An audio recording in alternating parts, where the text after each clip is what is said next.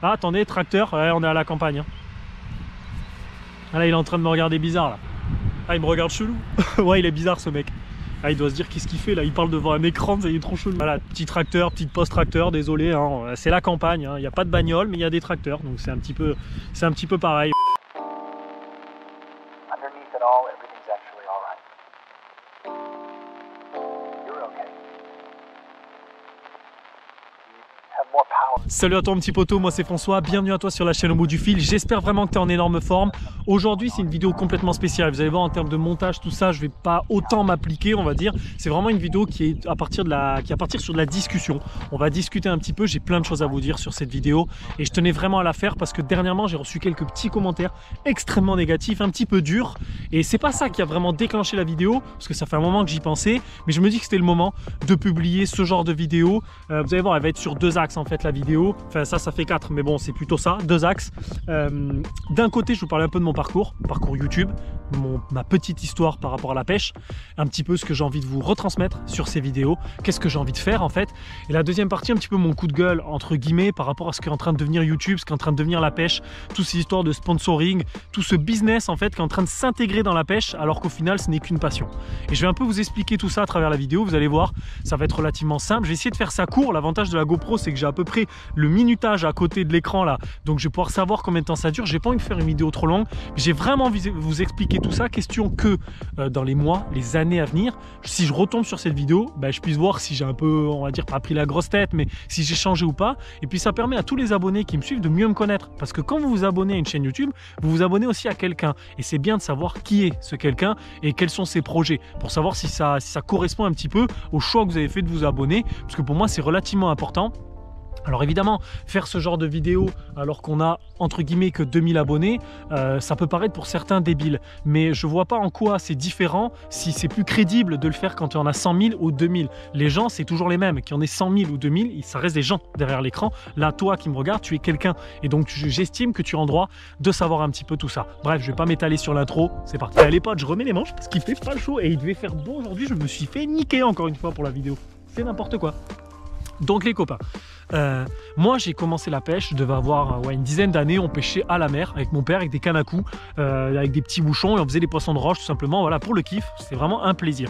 Après durant l'histoire de ma vie, je vais pas tout vous raconter, on s'en fout, j'ai arrêté complètement de pêcher et en 2013-2014 j'ai un pote à moi qui s'est vraiment mis à la chasse, à la pêche, tout ça, d'ailleurs il se reconnaîtra dans cette vidéo et c'est vrai qu'il m'a donné, cette hype, cette envie de me relancer dans la pêche. J'ai commencé par une canne Caperlan, un truc à 75-80 €, j'avais pas pris trop de la merde tu vois, et j'avais commencé à la pêche au bouchon. D'ailleurs Victor, je pense pas qu'il regarde ces vidéos, m'avait très bien conseillé.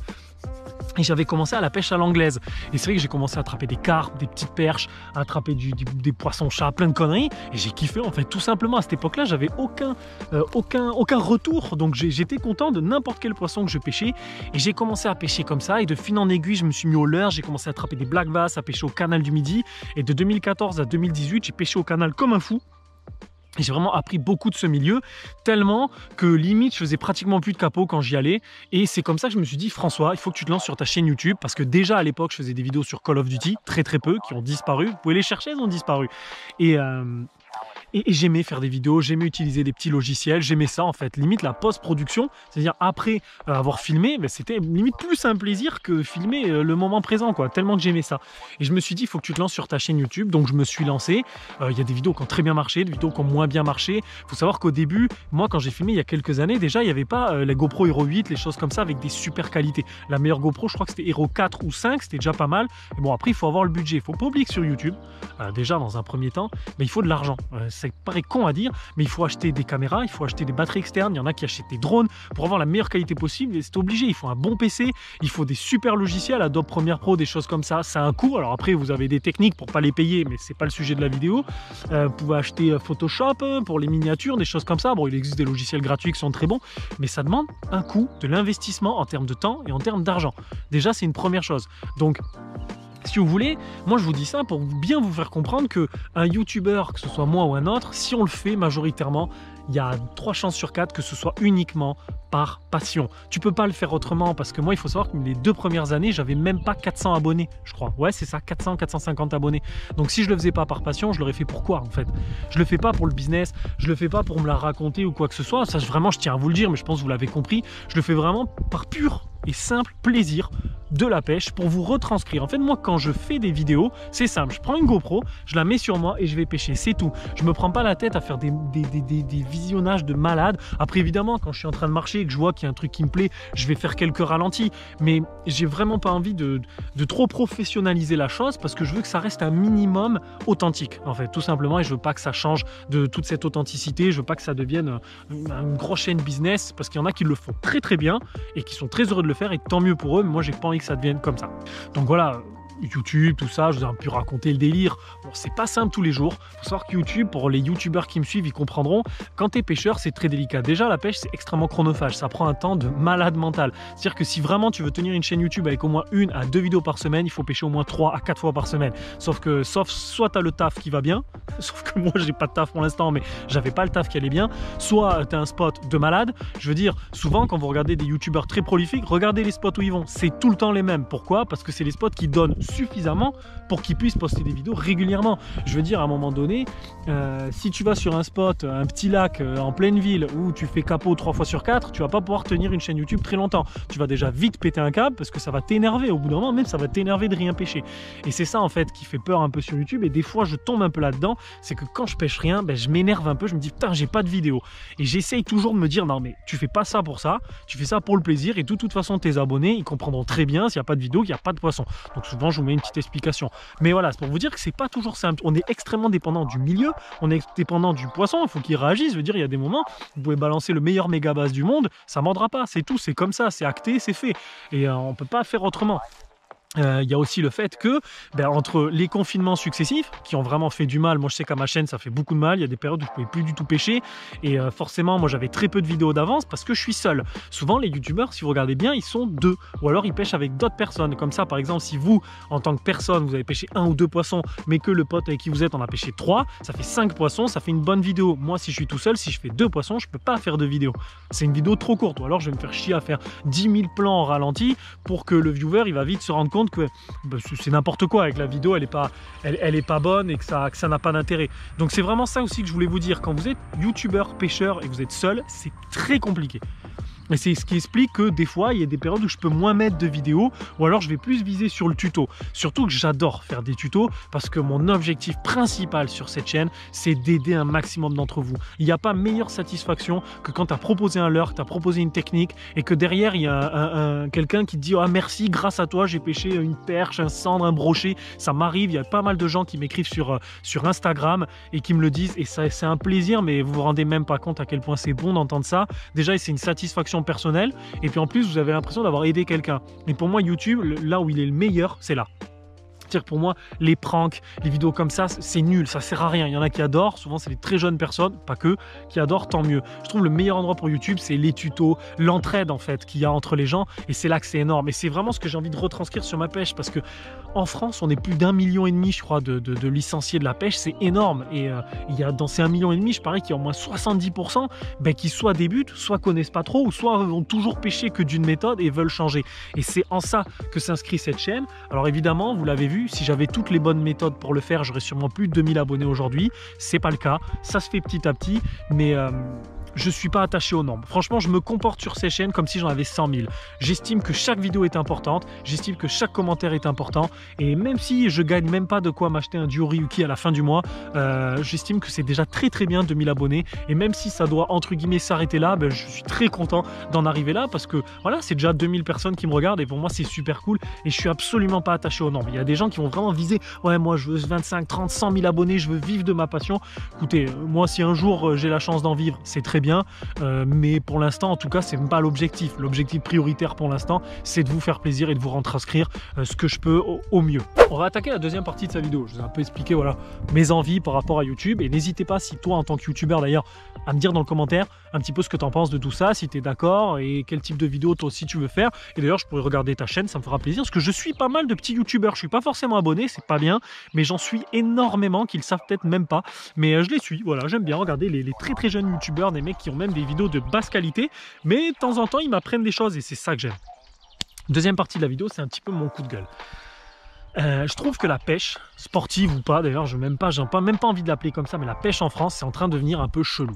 Premièrement, on va parler de tout ce qui est le business. Il y a deux phases. Vraiment, le business de la pêche, je trouve que ça part légèrement en cacahuète. Je veux dire, après, c'est un choix personnel. Si vous, votre objectif en tant que pêcheur, c'est être sponsorisé, promouvoir des marques, acheter un maximum de matos et, entre guillemets, vous le mettre en avant, c'est très bien pour vous. Si vous êtes heureux comme ça, c'est bien.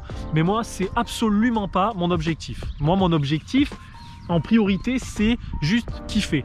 Et j'ai pas envie de dépenser des milliers d'euros juste pour dire « Ah, moi, j'ai la dernière canne, j'ai la Tenryu, machin. » Il y en a qui le font pour eux. S'ils l'achètent pour eux, le matos, c'est-à-dire ils l'achètent pour se faire plaisir sans s'en vanter, très bien. Mais je veux dire, il faut pas que la pêche, ça devienne un énorme business. Et j'ai pas envie que, enfin en tout cas j'ai l'impression que c'est ce que c'est en train de devenir, que la majorité des gens en fait achètent du matos pour acheter du matos. Vous voyez ce que je veux dire? Et j'ai pas envie que ça devienne comme ça. Et c'est ça un petit peu la crainte que j'ai sur YouTube, sur Instagram, sur YouTube, c'est que les marques arrivent à prendre le pas sur la passion. Il faut que la passion ce soit la priorité. C'est pas la marque. C'est comme un petit peu par exemple dans le manga où pour vous vendre des figurines, ils sont prêts à faire de la merde. Et j'ai pas envie que la pêche ça devienne comme ça. Que pour vous vendre un maximum de cannes ou un maximum de leurres, certains Instagrammeurs limite mettent, par exemple, on va pêcher un gros poisson et devant ils vont mettre ouais avec le Vatalion que j'ai payé tant, avec le Balam 60, tu vois. C'est bien si tu peux te payer à l'heure à 150 € et si tu es fier de te l'acheter. Bien sûr que tu as en droit de te le promouvoir et de le dire. Mais il faut pas que cette passion se transforme, comme je dis, en business et que les marques prennent le contrôle sur nos envies et nos désirs qui sont juste de se faire plaisir, d'être au bord de l'eau et de kiffer. Et c'est pour ça que sur cette chaîne, moi j'essaie un maximum de vous proposer du matos Decathlon, du matos pas cher du tout, parce que je trouve que ça devient hallucinant pour un bout de plastique, un prix aussi exorbitant. Et je trouve qu'il y a quand même une espèce de communauté qui se met contre ça maintenant en achetant sur AliExpress. Alors je suis pas forcément pour, mais je trouve que ça prouve qu'il y a quand même encore beaucoup de pêcheurs qui sont pas du tout dans ce business, et tant mieux. Mais je veux dire, si moi un jour je dois être sponsorisé, je sais même pas si j'accepterai. Il y a une époque ça m'intéressait, aujourd'hui ça m'intéresse même plus, mais si ça doit être le cas, j'essaierai de faire en sorte que ça vous aide vous, moi et la marque, et pas la marque et moi. Tu vois ce que je veux dire? Des fois vous avez plein de youtubeurs maintenant, il y a limite plus de pubs avant de commencer les vidéos qu'autre chose. Et je trouve ça un peu ridicule. Je veux pas il faut pas qu'une chaîne YouTube ça devienne une immense pub en fait.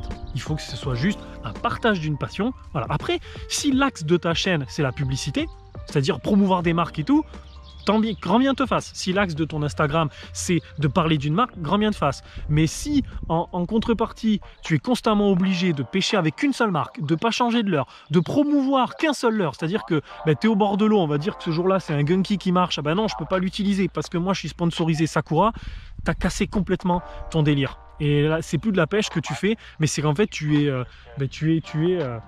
associé à une marque et tu travailles pour une marque, voilà, c'est tout. Tu n'es plus pêcheur en fait. Là, tu as changé d'axe complètement et je trouve que c'est un peu le point noir de la pêche. Après, donnez-moi votre avis. En attendant, ce n'est que mon avis, c'est un avis perso. J'ai pas du tout envie de dire aux gens qui font ça « Ah, vous êtes des cons ». Très loin de là. Si ces gens-là sont heureux et le font par plaisir, mais alors là, moi, il n'y a aucun problème. Mais c'est juste que je trouve que du coup, ça rend le commentaire de certaines personnes un peu difficile. C'est-à-dire que si par exemple sur des vidéos, je suis beaucoup de jeunes pêcheurs, ils vont pêcher 2-3 gardons, des petits poissons à droite à gauche et des choses comme ça, et ben on se retrouve avec des commentaires du genre ouais toi t'es nul, oh, c'est quoi cette canne, ah moi j'ai déjà fait un brochet de 110, tu vois ce que je veux dire? On est dans le kiki à la plus grosse en fait, et ça c'est moche et c'est nul et ça sert à rien. Il y a un mec là-bas, il s'est arrêté, regardez, il doit pas comprendre ce que je suis en train de faire, il doit se dire il fait quoi lui dans son jardin?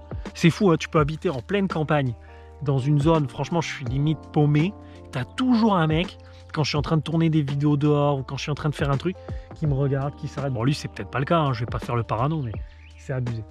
Donc voilà, c'est vraiment l'explication que je voulais vous donner, c'est que Il ne faut pas que le sponsoring ce soit une finalité en soi. Vivez votre passion. Moi, j'essaie de faire ça, de vivre ma passion, et je pense que c'est ça vraiment le principal. Deuxième axe, c'est les haters en général, et c'est de plus en plus, et c'est un truc de malade mental. Il n'y a pas longtemps, il y a quelqu'un qui m'a limite menacé de me planter un hameçon. Donc déjà, je vais répondre à tous ces commentaires négatifs. Premièrement, je fais ce que je veux. C'est-à-dire que ma chaîne YouTube, je ne force personne à s'abonner, à liker, à partager, tout ce que vous voulez. Je force personne. C'est-à-dire que si la vidéo vous plaît pas, mais vous pouvez disliker autant que vous voulez, vous pouvez mettre un commentaire négatif autant que vous voulez. En sachant que, dites-vous bien que si vous aimez vraiment pas une chaîne YouTube, c'est pas en faisant ça que vous allez l'aider, que vous allez ne pas l'aider. C'est plutôt l'inverse. Quand vous cliquez sur une vidéo, que vous la dislikez ou pas, vous l'avez regardée. Vous avez regardé la pub, vous avez fait une vue, et vous allez sûrement plus en parler autour de vous que quelqu'un qui a aimé. Donc au final, quelqu'un qui dislike, il fait sûrement beaucoup plus de publicité à une chaîne YouTube que quelqu'un qui like. Donc c'est un peu ridicule en soi de dire que ça va faire du mal à la personne, parce que si le but c'est même faire du mal à la personne, ça marche pas. En tout cas chez moi ça marche pas. Pour oublier, j'ai fait 8 ans de commerce, donc j'ai fait 8 ans de haters tous les jours, de gens qui me détestaient, qui m'insultaient presque parce que j'avais pas la cam en rayon, vous voyez, pour vous dire à quel point la race humaine est compliquée. Donc moi ça m'affecte peu, mais je peux comprendre que pour certains ça les affecte beaucoup. Et d'ailleurs je fais pas cette vidéo pour ça, mais c'est un peu pour vous expliquer. Et je trouve que dans les commentaires les pires, c'est ce que j'appelle, et ce que tout le monde appelle, le no-killer extrémiste. C'est-à-dire que maintenant, les gens, il y en a de plus en plus qui vont regarder le moindre détail de vos vidéos, limite vous les passez au ralenti pour savoir si vous vous êtes bien mouillé les mains, si vous avez fait un bon release, si vous avez utilisé les hameçons simples et pas des triples, si vous avez écrasé vos ardillons, quand vous avez ferré trop fort, t'as ferré trop fort, quand t'as pas ferré assez, regarde, tu l'as raté, tu l'as pas ferré assez, t'as dû abîmer le poisson, quand la truite elle reste 2 secondes de trop en dehors de l'eau, t'as sorti, voilà. Je veux dire, il y a un moment, alors si c'est ça que doit venir la pêche, et si tous les youtubeurs on doit lisser nos contenus à mort, par exemple il y a une chaîne qui le fait très bien et je les adore, pour moi c'est le top en France, c'est Scarna Fishing, ils lissent absolument leur pêche, c'est-à-dire que des fois tu vois pas les décrocher, c'est limite si tu vois les combats, c'est toujours dans des ralentis avec des pauses musicales, c'est très cinématographique. C'est leur choix et c'est énorme, je trouve ça trop bien. Mais si on doit en venir là, parce qu'on a peur des commentaires, parce qu'on a peur d'être jugé ou des trucs comme ça, ça c'est pas c'est pas la pêche que j'ai envie de donner. Vraiment, c'est pas ce que j'ai envie de montrer sur YouTube. J'estime qu'à un moment donné, la pêche, il faut surtout pas oublier qu'à un moment ou à un autre, le but du jeu, c'est de planter un triple ou un simple dans la gueule d'un poisson, de le faire combattre, de l'extraire du milieu là où il vit naturellement, pour le foutre dans une épuisette, le prendre en photo et le relâcher. Si tu le prends tel quel, c'est complètement con. Franchement, si tu le prends tel quel. Et pourtant, c'est un plaisir immense. Pourquoi? Parce que c'est toute la phase avant de réflexion, trouver l'heure, voilà, et puis toute cette petite adrénaline que te prend la chasse du poisson. Ça, c'est cool. Mais je veux dire, il faut pas oublier ce que je viens de dire avant, parce que derrière, c'est pas parce que tu t'es pas assez mouillé les mains, ou c'est pas parce que bien sûr que si tu fais tous les efforts possibles, peut-être que ton taux de réussite en release sera plus fort, mais il y a un moment donné, dans tous les cas, le poisson est blessé, dans tous les cas, le poisson il souffre un peu. Bien sûr, tu peux limiter les dégâts, et moi je fais tout ce que je peux, mais des fois, t'as pas le choix. Des fois, par exemple, sur la vidéo de truite, j'ai été obligé de dropper les poissons. Quand j'ai un barbelé devant les pieds, qu'est-ce que tu veux que je fasse? Si je tire la truite dans l'eau sur 20 mètres pour aller la chercher avec l'épuisette dans l'eau, elle va taper contre les cailloux, je suis pas sûr que je le fasse plus mal. Je veux dire, je sais pas comment vous expliquer, mais si je la laisse se débattre et taper dans les cailloux au fond de l'eau pendant un moment, c'est pas bon. Donc je veux dire, j'ai essayé de faire du mieux que je peux. Après, il faut pas oublier, c'est que de la pêche. Et en général, j'essaye toujours de montrer les poissons qui sont dans un bon état. On me dit, t'arraches la bouche des poissons. J'ai mis les poissons vus de près, il y en a aucun qui a la bouche arrachée. On me dit sur la vidéo des barbeaux, tu as, comment on appelle ça, harponné les barbeaux. Je suis désolé, on voit bien sur la vidéo, j'ai mis un ralenti, on voit. Mais je veux dire, je veux pas être obligé de me justifier. Donc d'ailleurs, ce sera la seule vidéo de ce type, hein, je vous le dis. J'en ferai pas 10 000 parce que c'est pas l'intérêt et je pense que ça vous saoule un peu aussi. Vous savez, il y a des youtubeurs qui le font chaque semaine, genre ils se justifient surtout quand ils font des lives. Oui, j'en ai marre des haters, gna gna. Bon, moi, je m'en fous, très honnêtement. J'estime que chacun est en droit de juger mes vidéos. Mais il faut pas que ça dépasse un certain seuil de bêtise. C'est-à-dire qu'il faut pas que le no-kill extrémiste complètement ouf devienne une punition en soi, et que si le youtubeur, parce qu'il est youtubeur, a pas fait pile ce qu'il faut dans les règles, ben c'est un enfoiré, c'est un criminel. Je dirais, il y a un moment, le premier criminel, c'est ta bagnole quand tu roules et que tu balances du CO2, le plastique qui s'envole et qui se fout dans l'eau, et la pollution aux pesticides pour que tu puisses bouffer des tomates toute l'année. Ça, ce sont des vrais criminels pour les écosystèmes et l'eau dans laquelle tu pêches. Je veux dire, si quand tu as pêché un poisson, ben des fois tu peux pas toujours contrôler comment il a mordu dans le triple, t'es pas un criminel en soi, tu as fait peut-être une erreur, ça se répare des fois en décrochant bien bien le poisson, en le relâchant dans de bonnes conditions, ça cicatrise plus ou moins et c'est très fréquent qu'on voit des poissons qui sont repêchés plusieurs années après, des beaux brochets bien repêchés. Donc ça prouve bien qu'ils s'en remettent bien. Mais je veux dire, il ne faut pas viser cette perfection constante d'être toujours dans le top du release. Donc voilà, je veux dire, il ne faut pas constamment être dans le jugement total de ce que font les autres. Je veux dire, moi aussi, des fois, j'envoie des vidéos. Moi aussi, des fois, je vois des photos sur Insta où le brochet, il saigne. C'est pas bon. Mais est-ce que je vais être là à me jeter dessus en disant « Ouais, t'es un criminel, blablabla, t'aurais dû pêcher en hameçon simple ?» Non. Après, j'estime que s'il y a des gens, ils ont que ça à foutre de leur vie, c'est que c'est des gens extrêmement malheureux. Hein. Honnêtement, ils ne doivent pas être très bien dans leur vie. Ou alors, c'est juste que des fois aussi, on peut mal interpréter le commentaire. Il y a des gens qui sont un peu énervés, qui vont mettre un commentaire négatif sur le ton de la colère. Après, c'est selon comment toi tu le perçois et tout, ça peut changer. Après, comme je dis, moi très honnêtement, ça m'affecte extrêmement peu, mais je peux comprendre qu'il y a des gens que ça affecte énormément. Parce que j'ai pris des menaces quand même. Et il y a d'autres youtubeurs qui m'ont écrit sur Insta quand j'ai posté le message que j'ai reçu et qui m'ont dit, moi j'ai déjà pris des menaces de mort. C'est quand même hallucinant. Je veux dire, en arriver là pour de la pêche, c'est quand même hallucinant. Est-ce qu'un jour la pêche va arriver au niveau de la chasse, quoi? C'est ça qui me fait peur. Les copains, je pense que j'ai fait le tour de la vidéo. J'espère que je me suis pas répété. J'espère que j'ai pas des fois, parce que des fois quand je parle, j'ai tendance à me répéter. Alors je cut un peu, mais là je vais pas trop faire de cut.